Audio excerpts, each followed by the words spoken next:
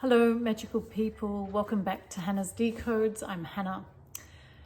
Today, I thought I'd talk a little bit about something I've mentioned in the past of at night time, in particular, when I go to bed, which seems to be when I do a lot of kind of spiritual practice. I've been connecting and talking to Creator, Source, God, whatever you like to call the force, life force that we're in, and it's been really interesting. And I actually had a conversation last night, and I was on my own, so I actually just did it on the couch, sitting on the couch, and it was really interesting. And I thought I should write this down, because often when I'm in a kind of meditative state, I can't remember what I've kind of talked about or thought about or worked through. So unless you write it down at the time, or I write it down at the time, it's gone. So I thought the conversation was really interesting, and kind of about a third of the way through, I thought I should get a bit of paper and write this down. So I scrawled this down. So I thought I'd share some of what I chatted with Source about, because I thought it was really interesting and quite profound. And in the conversation, we talk about the aim of this conversation and sharing my conversations with Source is so that it might ignite some kind of interest for some of the viewers to perhaps try and talk with Source or their Creator or their God, whatever they like to call it. And it's funny, my upbringing, I was brought up with my parents were kind of staunch atheists, and that's almost like a religion in itself. It's kind of you're very blinkered and not much scope to explore any kind of spiritual anything. So it's kind of quite a narrow view. In my point of view, it's a narrow way of thinking. So I often had, and even with, what I was getting at, I often have a little bit of a struggle with the name God for all that is Creator. And I think because as a child I thought of God as this big kind of muscly old guy sitting on a cloud, and it seemed very non-expansive. And often when I heard scriptures read in church, and sometimes they'd talk about the wrathful God and the jealous God, and I was kind of like, this God doesn't sort of sit with me terribly well. So I do not struggle, but it's a word I sometimes quietly use to myself with when I'm connecting with Creator. But to talk about God, I think it just has so many connotations. Is that the right word? That some are very positive and some not so. So I tend to talk about the Creator or Source, and Source sounds like ketchup or tomato sauce a little bit. But anyway, you know what I mean. So where was I going with that? Just why I don't always use the word God. So I thought, this conversation I started writing down about a third of the way in. So it's and it's in scroll. So bear with me while I read it, because I might have to stop and work out what I've written down, because it's just kind of messy writing. And so this isn't the very beginning of the conversation. I was talking at the beginning about sort of personal stuff I was going through, and different kind of hardships. I can't really remember the detail of it, but anyway, so I'll start where I was a third of the way through. So this was yesterday evening. So I said to Creator how I've been enjoying using the tarot deck to assist with some big issues going on in my life. And I'm going to interrupt it a little bit. It's interesting, the tarot deck with me, because when I was about 14 or 15, my father gave me, the atheist, gave me a tarot deck for my birthday, I think, or Christmas, my birthday or Christmas. So this was really interesting. And I can remember looking at the tarot deck and feeling like I could get in trouble, or it was trouble for some reason.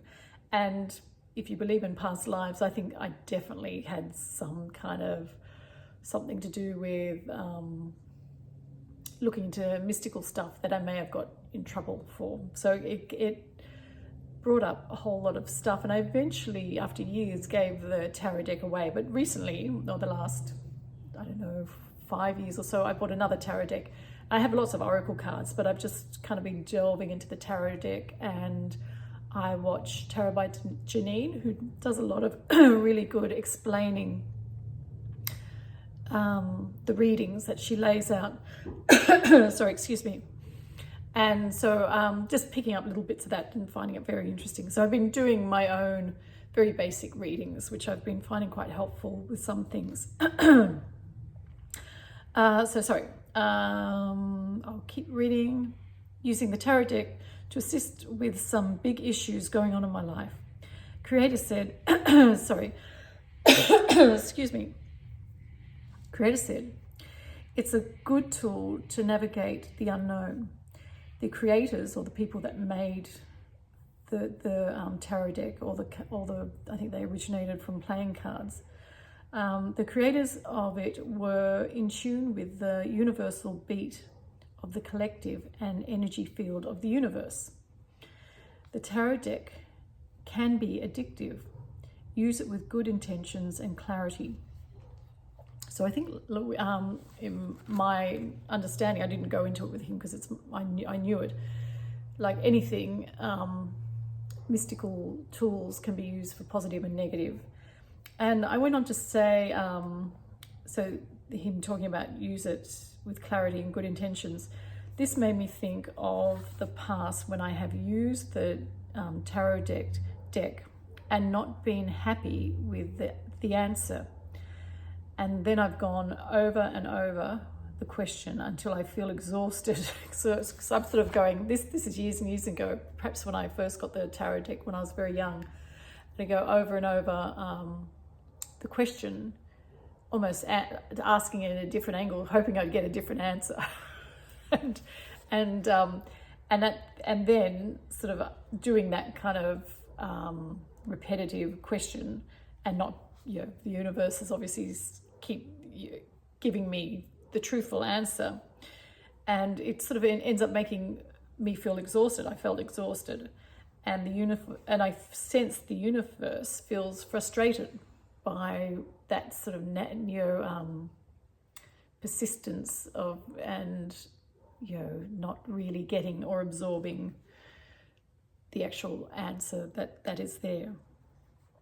And then I went on to ask, when I felt exhausted and the universe was frustrated, are these classic symptoms of not being in the flow? And Source said, yes, spot on. So so that's a classic feeling of not accepting a situation or an answer, and then navigating in a positive way to get where you want to, or you're taking another path. Okay, I went on to say, are my conversations with you unique? And the reply was, yes, no one will hear, what have I written here? I think it's, no one will hear an answer in the same way. It is totally dedicated to you. A response. No one will hear a response in the same way. It is totally dedicated to you. Then I went on to say, if I share this with viewers, how will my answers be relevant to them? And the reply was, some will find connection and solace with your answers, others not so much.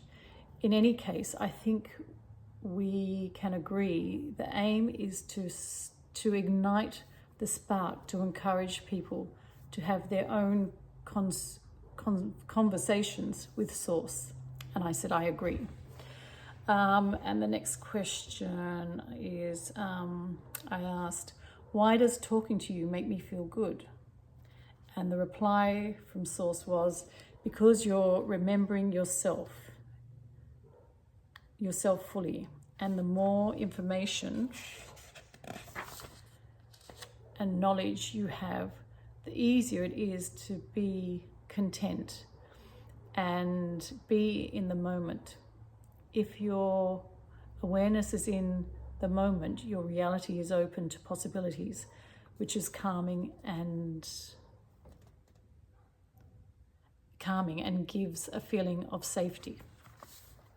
You're beginning to stand in your truth. So I thought that was a nice answer.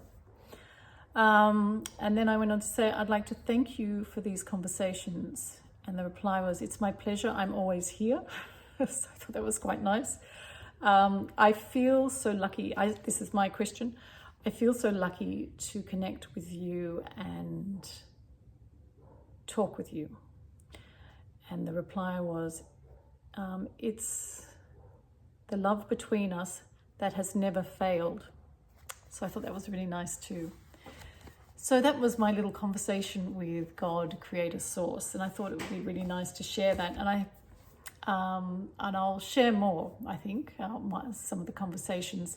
Sometimes when I go to bed, I really look forward to going to bed because I usually connect, if I don't fall asleep beforehand, with Source, Creator, and just ask some questions. And it's very calming, and sometimes I fall asleep during the conversation. So it's a really nice thing to do.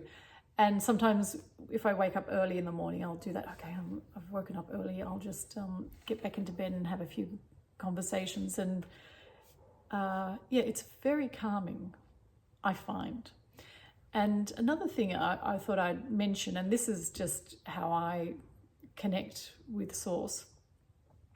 It feels like I get a message sort of coming through the right side of my head, and I read it in my heart, or I go down into my heart. I think the heart, how do I say it? The heart has like almost like a truth filter. And so I feel like it's the message, once it goes into my heart, it's very, if I'm consciously there, my intention of consciously being there and listening in my heart, it feels like the heart gets rid of any kind of messy stuff that may be from my mind or something. Does that make sense? So it feels like it gets from the heart. You get a very pure message. I think that's what I meant to say. So I think that's it. So and I always remember, I usually do some kind of gentle breathing for a minute or so, just to relax the body. And I've talked about this before. If the body's relaxed, it's much easier to get into that state of calm listening. And that's sort of what's required to really tune in to messages from Source. For me, at the moment, that's how I do it. And what else was I going to say? Oh, actually, last night I did hands as well. Hands in the prayer hands. Hands together in like a prayer. And I just felt like that was the right thing to do, and I seem to have a very because I don't think I've done that before. The conversation seemed to flow quite easily. So maybe it's just that body energy kind of circuiting through you does something different. So that's something to think about. Maybe I'll look up how that